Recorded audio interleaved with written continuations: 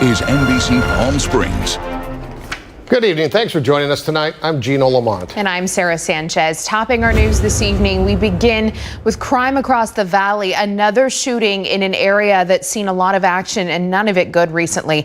Palm Springs police are responding to reports of shots fired on West Gateway Drive near East Gate Road. Reports came in just after 2 this afternoon. This is in the Desert Highland Gateway Estates. It's currently an active scene out there with police setting up crime tape, and shell casings are in the street. Bullet holes are in the door of one gray vehicle, but right now there have been no reports of anyone being injured. And this is the kind of news we've been reporting almost daily for nearly 2 weeks. Another shooting investigation. Maybe someone hit cars with bullet holes. Neighbors are afraid to talk to us in these communities, feeling like their safety is at risk, their neighborhood under siege. Our Kitty Alvarado is live at the Palm Springs Police Department with the very latest about what happened out there today. Kitty. That's right, Sarah. And this shooting just happened within the last couple of hours while I was already working on doing a report about the shootings and the arrests that happened in that community. But now these are exactly the types of crimes that police departments are saying are happening maybe because of the extra stress, because of the pandemic. But they say whatever the reason, that they really need the community support in helping stopping the violence and solving these crimes. Early Wednesday morning, the Desert Regional SWAT team arrested a 16-year-old boy in connection with the murders and violence being unleashed by rival gangs in Desert Highlands Estate and Sunrise Santiago Mobile Home Park. He was charged with a negligent discharge of a firearm, conspiracy, and a battery. And just 2 weeks ago, 2 other teenagers were arrested. One is 15 years old, the other 16. One of them is being charged with murder. We're not giving details as to which murder or any of that right now because there's still additional evidence and suspects being sought in connection with these homicides. Since October, there have been 24 crime scenes and 4 murders in the area. Lieutenant William Hutchinson says the few are putting many at risk. In any community, in any area, it's a really small percentage of people that are committing the majority of crimes. But overall, he says the ongoing violence may be getting worse because of the stress caused by the pandemic. We have people out of work and out of school. And a lot of time to themselves, and we understand tensions are high on a lot of different levels. Ben Guitron from the Indio Police Department agrees. Our summer compared to the last summer, totally different. We weren't dealing with half of the challenges everybody's dealing with. Police in Indio are trying to solve a murder that happened on Saturday and also looking for this suspect, Jesse Hernandez, who they say shot a female driving by K&A Market. He does say one type of crime is down. Property crimes like burglaries and so forth, because I think people are mostly home right now. Everybody's pretty vigilant. Both departments say a big part of the problem is people aren't reporting crime. We need that information from the public to help put an end to this. Now, we don't have any additional information on this most recent shooting. We don't know the condition of the victim or if they were transported to a local hospital. But we do want to stress the fact that police really need the public's help in helping stopping the violence. And they say you can report these crimes anonymously by calling Crime Stoppers at 760-341-7867. Reporting live from Palm Springs, Kitty Alvarado, back to you in the studio. All right. Thank you, Kitty. We're also following a fire in Palm Springs. This was on Birdie Way near Winter Circle. It's a gated community. We're told one person was taken to the hospital with burn-related injuries, and one firefighter was transported with an injury, but we don't have specifics on that. All right, taking a live look outside, courtesy of our Agua Caliente Casino cam. Let's check in with NBC Palm Springs chief meteorologist and answer to tonight's Jeopardy question, Mike Everett. Mike. Hey, Gino.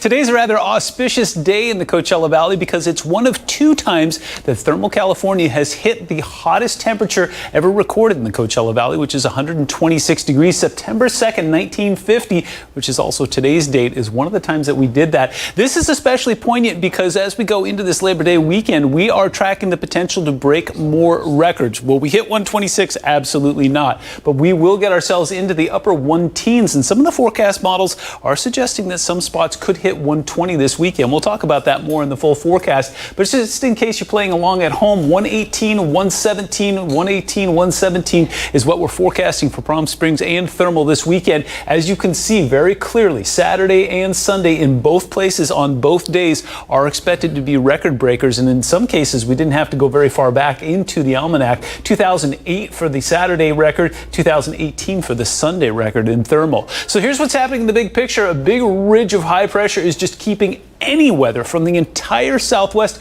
In fact, it's safe to say that the entire western third of the country is getting ready for some cloudless heat as we go into the weekend. As I push the magic button here, we were discussing this yesterday, and it came true that our excessive heat watch has now been extended to an excessive heat warning Friday, Saturday, Sunday, and Monday for literally everybody, including out to the coast this time. Temperatures will be running well above normal there, about 6 to 12 degrees. The only place where there will be any respite will be in the mountains above 5,000 feet. We'll dig into it deeper coming up in the full forecast. Meanwhile, this looks pretty good in comparison, huh? 106 at the airport. Wind stubbornly pushing in from the east. We'll get that diurnal switch to the northwest in about another hour or two, and humidity riding about 21%. Next 3 days brought to you by Comfort Air shows us slightly warmer on Thursday and then really heating up as we go into this holiday weekend. We'll take a closer look at that, and more importantly, when we can get those numbers to go back down again coming up. All right, thank you, Mike. New at 6 tonight, we received multiple calls into our newsroom during the course of this pandemic. Tenants say their landlords are raising their rent or the cost of their utilities, and they feel like they're being forced out of their homes without the resources to leave. Last week, we shared the story of tenants in Indio, and tonight in Desert Hot Springs, tenants there are protesting outside their homes. Our Regina Urita in studio tonight with more on that. Regina. Gino, we're not the only ones receiving calls for help from tenants. The Riverside County Housing Authority also says calls to them have more than tripled. It's happening across the desert, from Indio to Desert Hot Springs. Tenants say their landlords are increasing their rent or utility fees unfairly in the middle of a pandemic. Now some tenants are taking to the streets in frustration. Well, the bills are too high. Residents at Indian Canyon Mobile Home Park say their property manager has taken it a step too far. They say she's harassing them and their kids. Attacking people, coming up to people, immediately yelling at them for absolutely zero reason. Tenants at this mobile home park say they were already being overcharged for electricity. Some were paying $400 a month, and now they're paying about $700 a month for electricity. It's just unfair. None of the people here are consuming that much electricity to charge this insane amount of money. The Riverside County Housing Authority says they've seen this story before, but they say landlords are taking advantage of tenants, and it's becoming more common during the pandemic. It's sort of hard to answer the questions without seeing their agreements and how it was decided that they would, whether all the electricity is split between the different mobile homes. Is each mobile home metered separately? And if so, they should be providing a statement of how much electricity was used. These tenants don't have time to wait. Rent is due in just a few days, and the Housing Authority says they are willing to work with the landlords and tenants to reach an agreement. Definitely, we want to encourage everybody to give our office a call, because that way we can start looking into it and seeing what issues we can fix. And we often will refer over to Inland County Legal Services as well. Landlords ultimately have to pay for property taxes, insurance, and maintenance. We also reached out to the property owner and managers of the mobile home park for comment. They have not yet returned our calls. Now, tenants at Indian Canyon Mobile Home Park have notified the county's housing authority and are hoping their case is resolved. For NBC Palm Springs, I'm Regina Urita. All right, thank you, Regina. Now let's take a look at the progress fire crews are making on those fires burning in Northern California. Remember, these fires started just a couple weeks ago after multiple lightning strikes in the area. They spread quickly with hot and dry weather. The SCU and LNU lightning complex fires are both a little over 70% contained, and combined they've burned 765,000 acres. The CZU lightning complex fire is 46% contained. It has burned over 85,000 acres. California National Guard troops are on the fire line for the CZU fire, working side by side with fire crews. Yeah, Governor Newsom toured the devastation left behind by that CZU fire. He visited Big Basin State Park, where redwood trees are now blackened.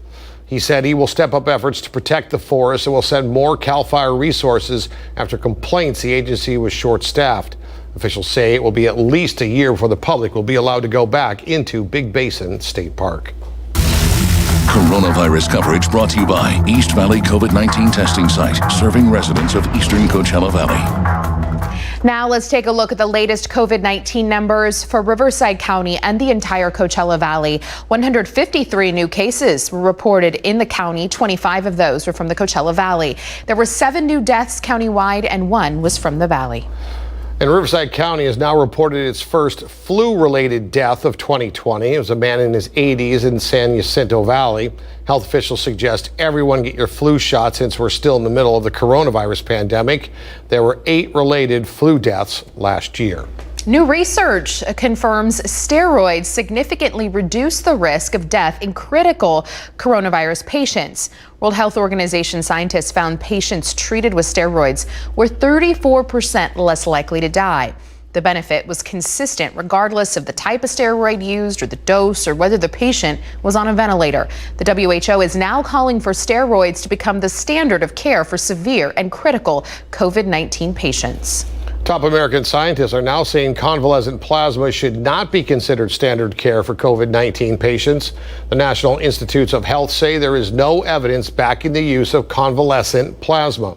The experts say there's no data that demonstrates the efficacy and safety of the plasma treatment. The national stockpile of ventilators is at maximum capacity. The Department of Health and Human Services says there are nearly 120,000 available to send to states and communities in need. In fact, the Trump administration announced it's canceling some remaining ventilator orders. At the beginning of the pandemic, you probably remember there was a national ventilator shortage when ICUs were overwhelmed with coronavirus patients. The CDC is further protecting people from eviction. A new order will help Americans who qualified for direct payments under the CARES Act or people earning less than $99,000 a year. But the person must prove they've tried to get government assistance for rent and show they can't pay because of COVID-related financial hardship. Dr. Anthony Fauci makes a plea to Americans as we head into the Labor Day holiday weekend. He's asking everyone to be cautious and not careless. We know from prior experience that when you get into holiday weekends, the 4th of July, Memorial Day, there's a tendency of people to be careless somewhat with regard to the public health measures that we keep recommending over and over again. So I really want to use this opportunity almost to have a plea to the people in this country to realize that we really still need to get our arms around this and to suppress these types of surges that we've seen. Now, Fauci says masks, social distancing, avoiding crowds, and spending time outdoors rather than indoors are all ways to keep each other safe. The WHO's regional director for Europe says societies will overcome the coronavirus pandemic by learning to live with it. Hans Klug said, "We will conquer the virus not necessarily by finding a vaccine, but by preparing for it." Klug predicted an increase in cases through October and November, but said governments will be better prepared to manage future transmission. Now to our continuing coverage on contact tracing, still a key discussion in fighting COVID-19. Our Nico Payne shows us how a new feature from Apple and Google allows everyone to opt in to the COVID-19 exposure notification system.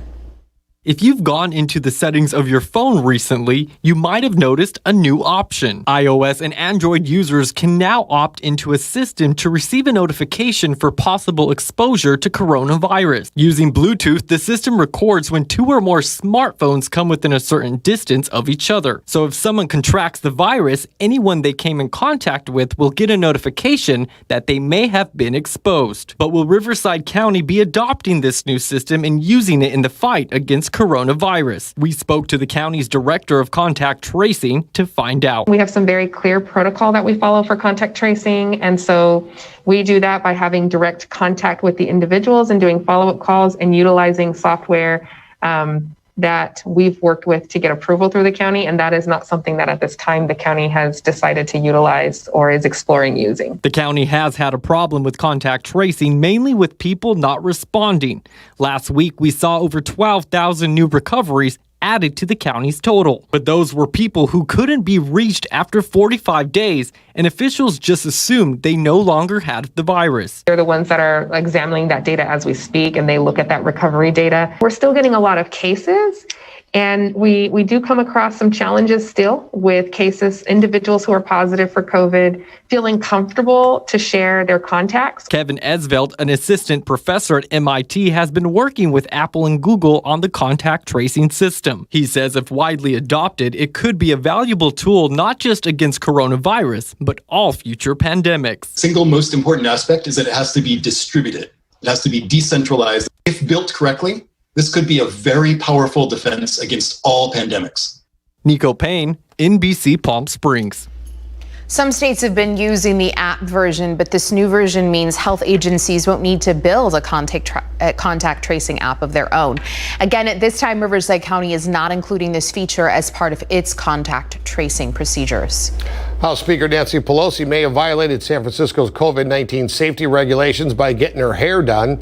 Her chief of staff acknowledged she visited a salon on Monday. They say Pelosi and her staff were incorrectly told by someone at the salon the business was allowed to have one customer in at a time. Reports also said Pelosi wasn't wearing a mask inside, but Pelosi's staff insisted she wore a mask except for a brief period. Pelosi says it was all a setup. I take responsibility for trusting the word of a neighborhood salon that I've been to over the years. As it turns out, it was a setup. So I take responsibility for falling for a setup. I think that that this salon owes me an apology for setting up. Salons have been closed in San Francisco since March, and as of yesterday, they were only allowed to reopen for outdoor services. Well, Jeopardy is one of the longest running game shows on television, invented by the Valley's own Merv Griffin, but it's all changing in the age of COVID. Coming up, we'll show you how they're doing it differently this time. Plus, major changes to leadership at Fort Hood after the recent disappearance of multiple soldiers and suicides on the rise. Well, the latest there. And it's being called the most money ever raised in 1 month for a candidate. We'll tell you how much it was and who it was raised for. Stay with us.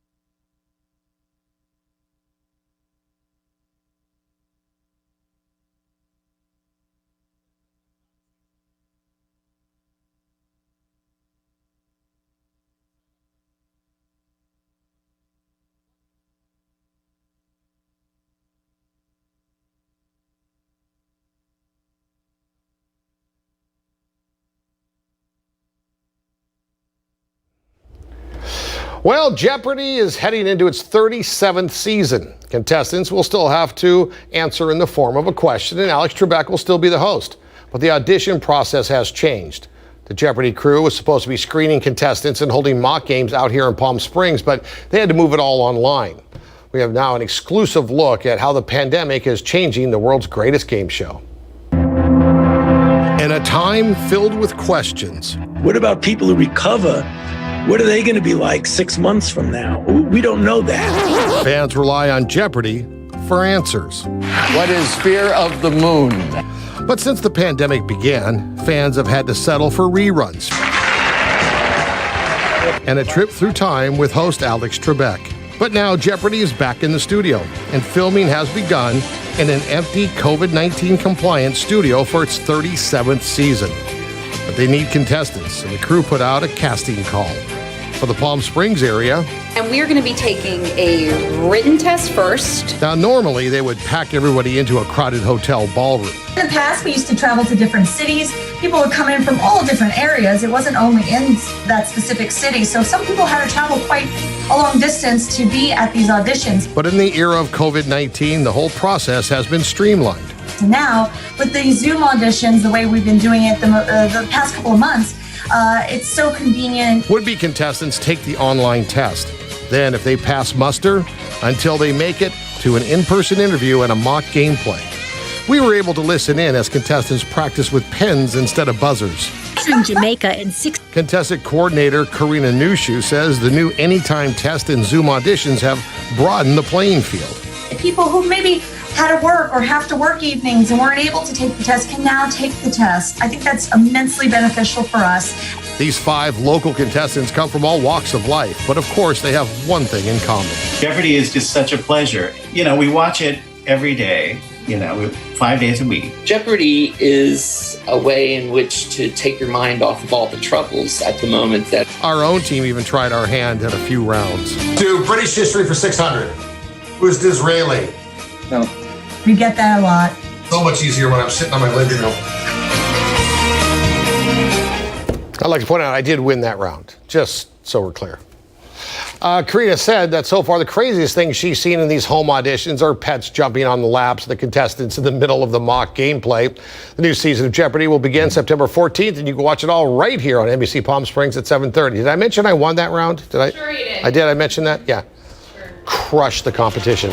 You know who didn't win? Mike. Mike didn't win.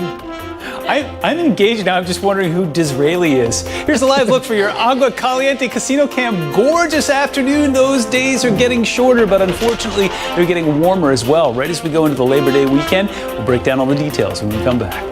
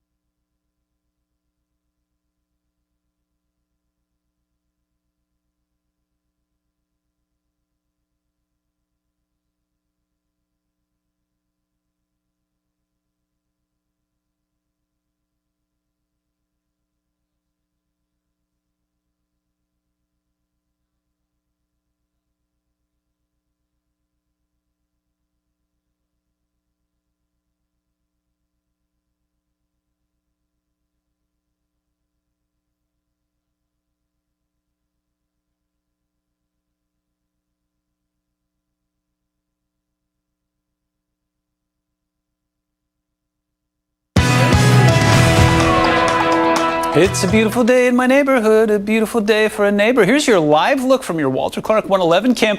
Not a bad day out there. Bit of a haze hanging out over top of the Coachella Valley today. We did have some humidity pushing in because the wind was primarily coming in from the southeast today. Expecting that diurnal switch in about another half hour or so. That'll get things around to the northwest and give us a little bit of ventilation tonight. I'm going to give you some good news because after that, well, it kind of all goes downhill from here. Celestial heads up, if you didn't catch it last night, the full moon peaked right around 11:30. 1:30 Pacific Standard Time, and it is gorgeous. In fact, this is kind of a unique one in the sense that it looked full on Monday. It looked full last night, obviously, because it was, but it'll look full again tonight as well. And if you're wondering what they call it, well, this is kind of the pre-harvest moon. So it's called the corn moon, the fruit moon, or my personal favorite, the barley moon. When you think about it, they start harvesting barley this time of year, especially in Central Europe. That leads up to Oktoberfest in places like Munich, Germany, just in case you're wondering. That moon will rise just right before 8 o'clock tonight. You will have no trouble seeing it because there is no cloud cover, literally for hundreds, if not thousands of miles.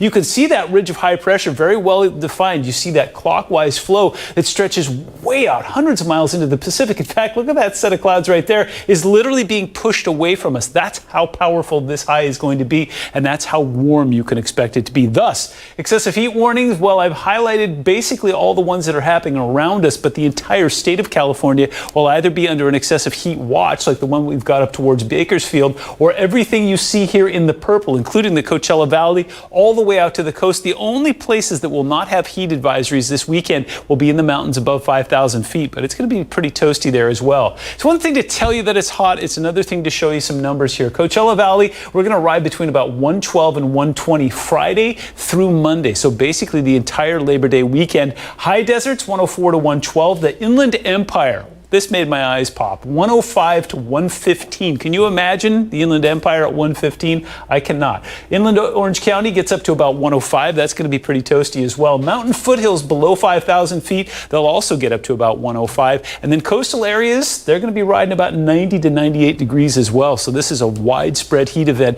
that again will last Friday, Saturday, Sunday, and Monday. On top of that, it's not going to be particularly dry. It's not going to be horrible either. We're not tracking any 70-degree dew points, but 50 will put us into about the 15% range as far as relative humidity goes. So it's going to be a bit warm and slightly humid. Currently 101 in Desert Hot Springs, 100 in Coachella, some 70s up in Big Bear. That looks nice. There's those winds coming in lightly from the east again. We'll get that switch going here in a little bit. Temperatures will cool very efficiently tonight. That'll set us up in the low to mid 80s. We get up to about 111 by 4 p.m. in Palm Springs. We'll top at 112, 113 in parts south, 105 in Joshua Tree, and 83 in Big Bear. Comfort Air extended forecast shows very little comfort on the immediate horizon. High fire dangers going through the weekend there, but relief is on site. We'll have 104 again next Wednesday.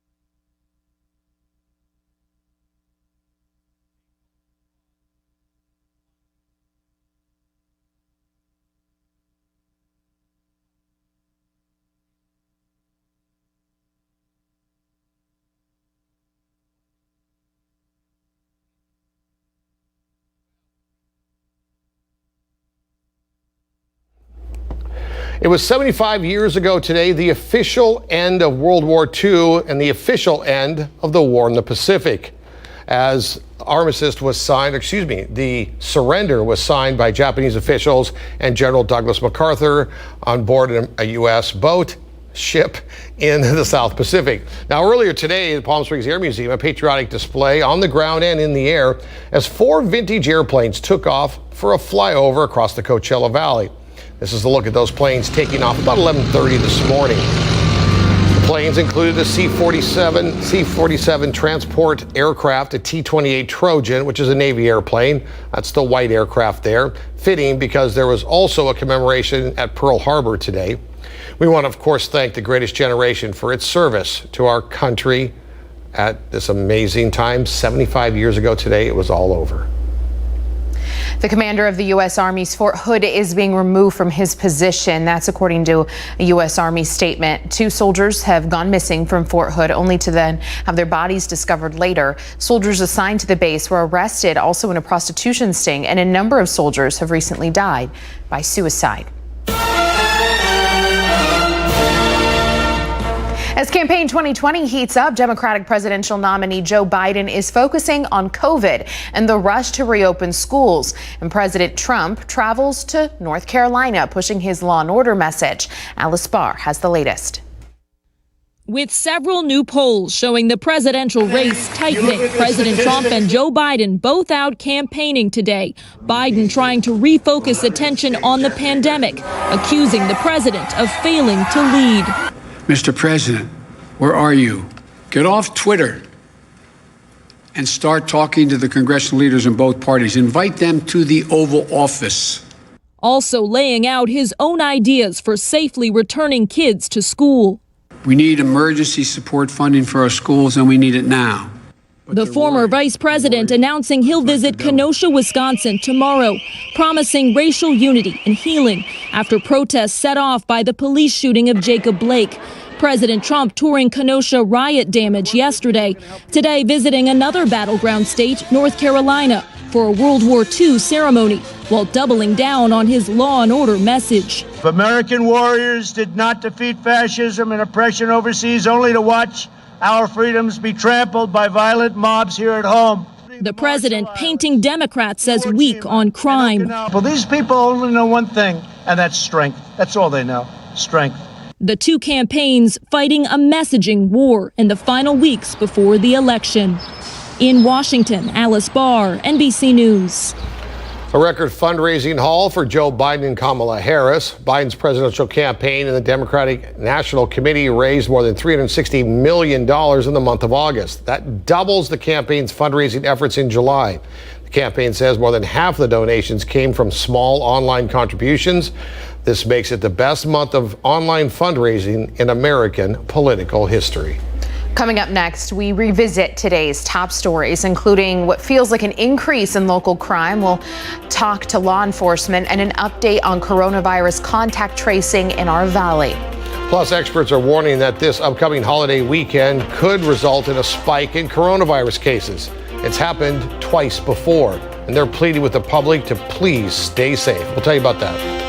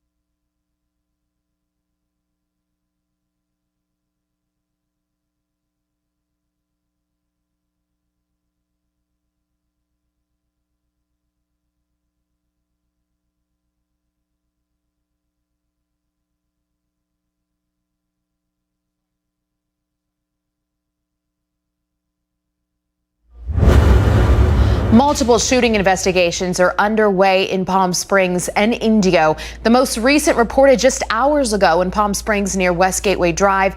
This is just the latest example of what seems like high crime rates and incidents over the past couple weeks. Two police departments we spoke with say the pandemic is making these times more challenging and could be contributing to the increase in crime. We have people out of work and out of school. And a lot of time to themselves, and we understand tensions are high on a lot of different levels. Our summer compared to the last summer, totally different. We weren't dealing with half of the challenges everybody's dealing with. Both departments urge the community to report what they know to police to help them solve the crimes. We're continuing to receive calls from tenants accusing their landlords of raising rent or other additional fees. Last week, it was in Indio. Now, tenants at a mobile home park in Desert Hot Springs decided to protest outside their homes for those same issues.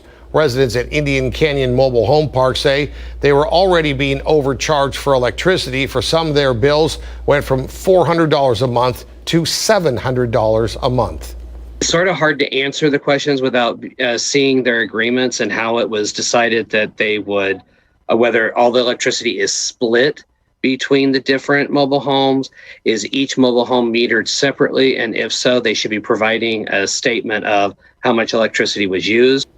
But these tenants don't have time to wait. Rent is due in just a few days, and the Housing Authority says they are willing to work with the landlords and the tenants in hopes of reaching some accord. And now to contact tracing, still a key discussion in fighting coronavirus. If you've gone into the settings of your phone recently, you might have noticed a new option. iOS and Android users can opt into a system to receive a notification for possible exposure to coronavirus. Using Bluetooth, the system records when two or more smartphones come within a certain distance of each other. But will Riverside County be adopting these new systems of contact tracing and using it in the fight against COVID?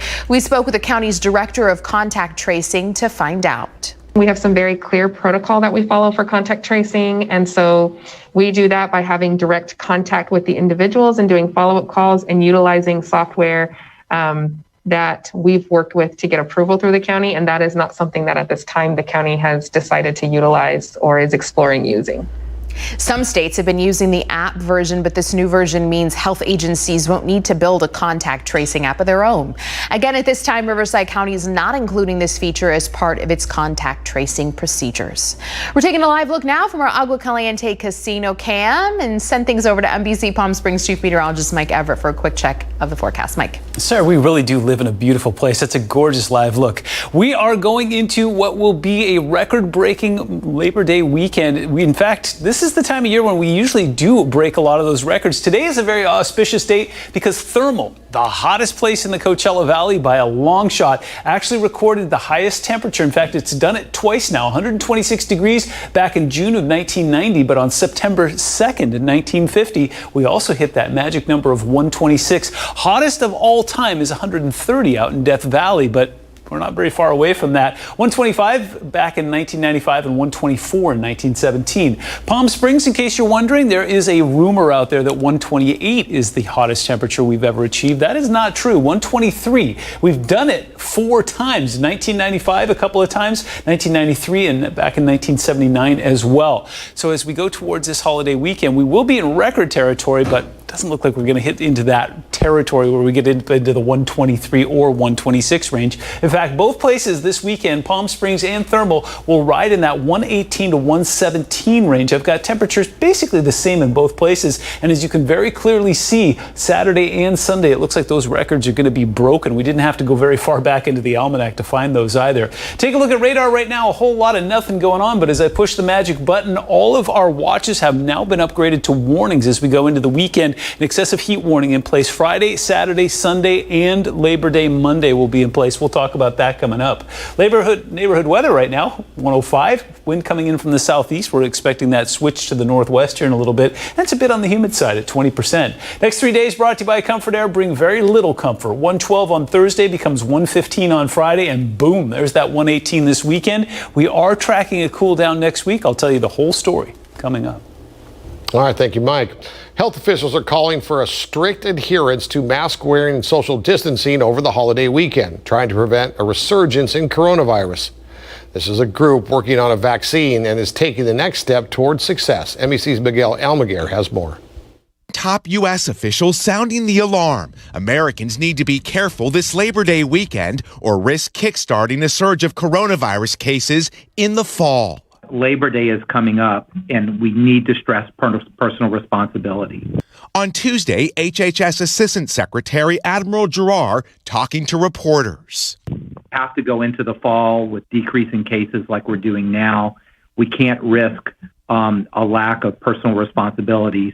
His warning coming after Dr. Anthony Fauci reportedly told a White House meeting of governors that the holiday will determine if the U.S. is able to get a running start in battling the disease this fall. Coronavirus cases and hospitalizations are down nationwide since their peak in July, but officials are hoping to prevent another uptick, like the one seen after Memorial Day when social distancing guidelines were ignored at pool parties like this one at the Lake of the Ozarks. And after the 4th of July, when people flock to crowded beaches to escape the summer heat, dangerous new outbreaks in states like Iowa are already raising concerns about the next few months. There, the 3 counties with the highest number of coronavirus cases have large college populations. Some are now calling for routine random testing of students and staff, including New York public schools, where the start date of in-class learning has been pushed back. All of this comes as researchers from Oxford University and drug maker AstraZeneca become the latest team to enter the final round of testing for a coronavirus vaccine. Jacob Serrano is the first American to be dosed with either the vaccine candidate or a placebo. 7 members of his family lost their lives to the virus. Do you think that what you're doing now could prevent future fatalities? I don't believe anyone deserves to lose their life, especially through a virus that we could have stopped. A glimmer of hope after so much heartbreak around the world. Miguel Almaguer, NBC News, Los Angeles. We do have some sad news from the sports world. That's coming up next.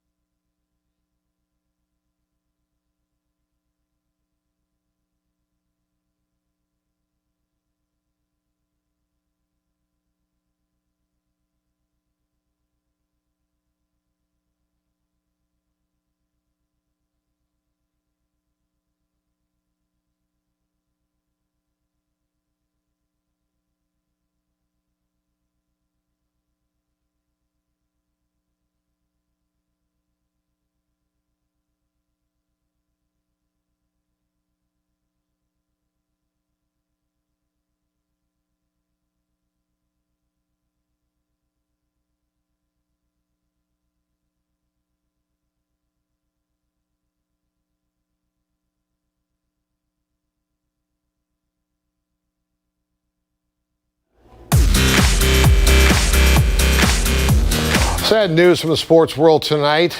The loss of one of Major League Baseball's greatest pitchers. Tom Seaver died today at the age of 75. The Baseball Hall of Fame confirmed that Seaver passed away peacefully in his sleep early Monday morning. NBC's Kurt Gregory takes a look back at his extraordinary life.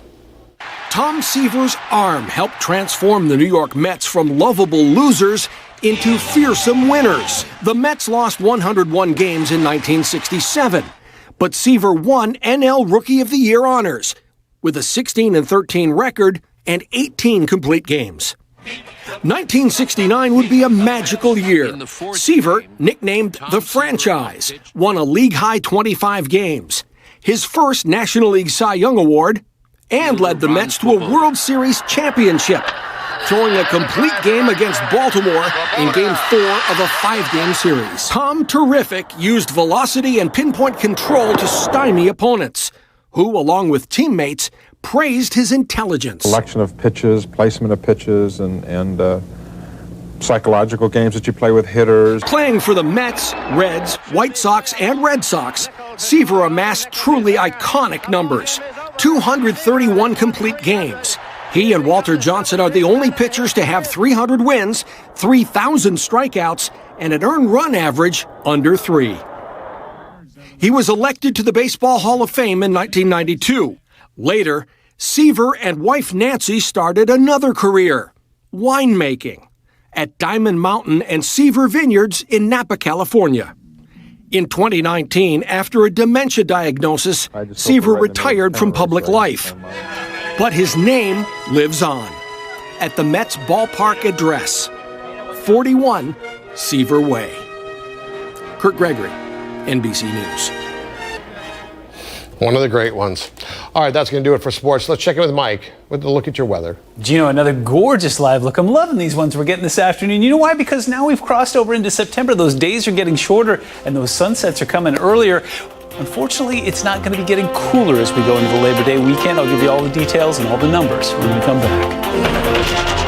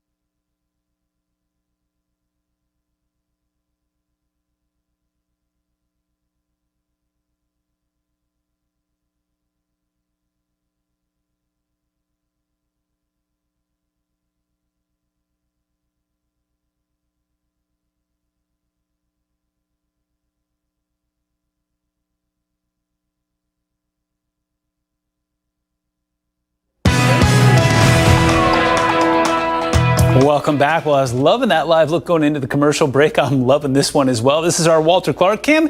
There's your evening commute along 111. Looks like it's moving fairly nicely. And look at those skies out there. Some beautiful blue, a little bit of a haze hanging over the Coachella Valley today. We had that easterly flow pushing in from the Imperial Valley today. Gave us a little bit of that dust and a little bit of humidity as well, but nothing that kept it from being a fairly nice day out there, especially when you compare it to what we're going to see going into the Labor Day weekend. Tell you more about that in a moment, but if you've been feeling your inner werewolf, cliff coming out? Well, there's a very real reason for that. We've got a full moon. In fact, peaked last night right around 11:30 Pacific time, but it's still very visible tonight. In fact, this is one of those ones where it looked full on Monday, it looked full last night, it'll look full again tonight. Comes up at 7:53, and if you're wondering, the harvest moon is the next one. So this is basically the pre-harvest moon. This is when a lot of corn, fruit, and my personal favorite, barley gets harvested. Now, fast forward a couple months from now, that will lead to Oktoberfest, or what was traditionally Oktoberfest in Munich, Germany. Seriously doubt that they're going to be doing that this year. Take a look at the big picture here. This is high pressure, and this is what high pressure does. Look at this. This is the western half of the United States. There is absolutely nothing. This is not only a very strong and very large, in fact, it's what's called a broad ridge. It's taking everything well up and over us. It's coming off the Pacific. If you look at this line of clouds here, it's actually being forced away from us. Bottom line, not tracking any rain potential anywhere along the west this weekend, and very much tracking some heat potential. In fact, we were talking about this last night. Our excessive heat watches, like they have up towards Bakersfield there, have now all been upgraded to excessive heat warnings, and not just the Coachella Valley. We're talking literally all the way out towards the coast. The only places that don't have heat warnings in place this weekend will be in the mountains above 5,000 feet. One thing to tell you about it, it's another thing to be able to show you some numbers here. Coachella Valley will ride between about 112 and possibly 120 in some spots Friday through Monday, the entire Labor Day weekend. High deserts will get up to about 112. The Inland Empire could push 115. Inland Orange County will get up to about 105. Mountain foothills below 5,000 feet will be well over 100 degrees. And even right along the coast, we're talking about some low to upper 90s. Along with that, we will be tracking some reasonably elevated humidity there. We're going to be talking about dew points that will be in the low 50s for most of the weekend there. That'll put minimum humidity down to about 15%.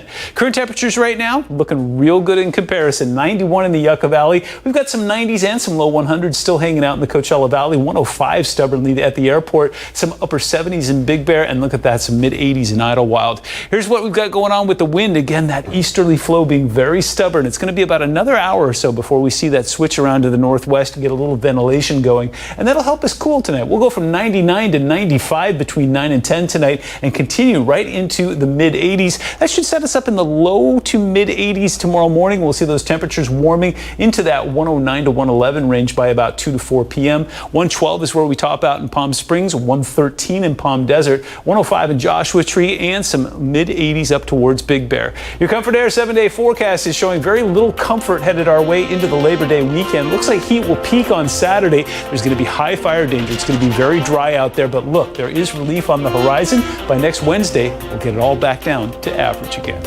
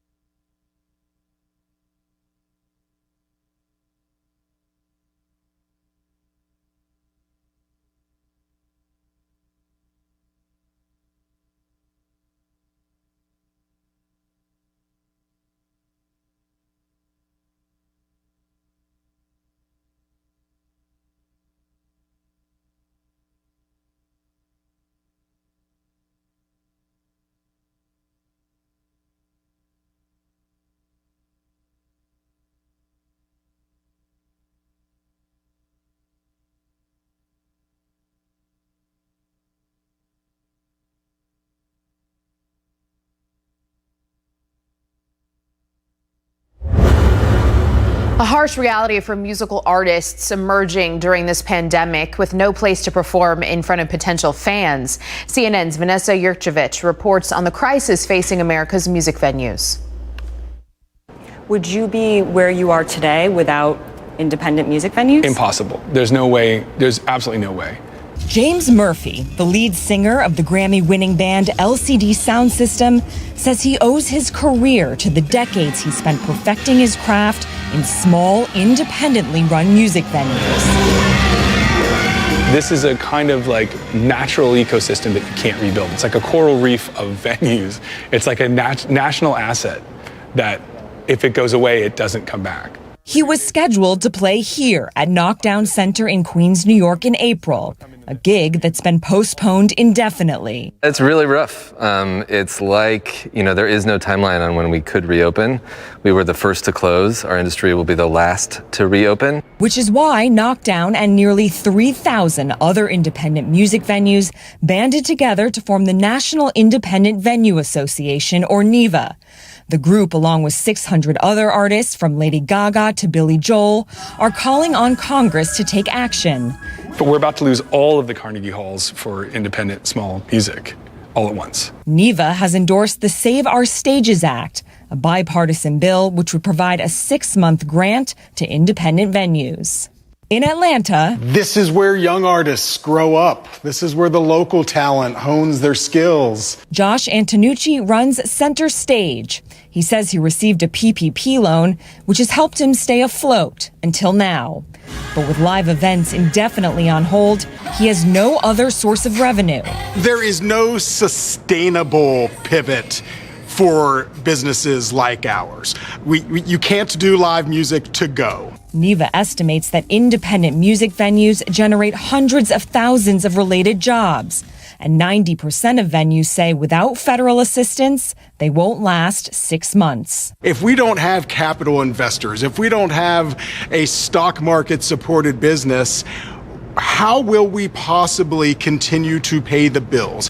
Toby Parks just opened her music venue, XBK, in Des Moines, Iowa, before the pandemic shut her down. It's not just hurting us and our venues. It's hurting all the small businesses. It's hurting the pizza place that's next door to me, the coffee shop that's next door to me. It's hurting the community as a whole. It was a dream years in the making, but she's now looking at closing for good in just months. And as a minority-led business owner, the prospect is heartbreaking. That's why I'm fighting so hard, particularly for people like me who are a Black queer woman. And so it's incredibly important to be able to maintain it and to continue on for the next generation of people to take my place. That was Vanessa Yurchevich reporting. Well, coming up next, looking for a new drinking buddy? Bush wants to turn your dog into one. We'll have details after this.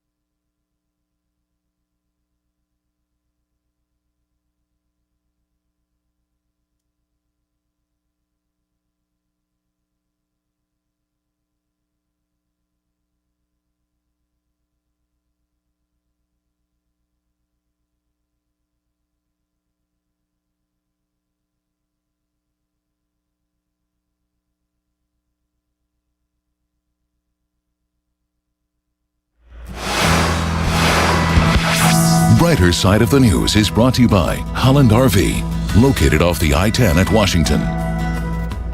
Well, Busch is making beer for dogs. It's called Dog Brew by Busch. The beer is actually just a non-alcoholic bone broth. You can buy a 4-pack, which sells online for $10. It's currently sold out, but you can always join the waiting list. Busch said it will donate $1 for every 4-pack to the Best Friends Animal Society. And there you go. You have a drinking buddy in your dog. We'll see you back here at 11.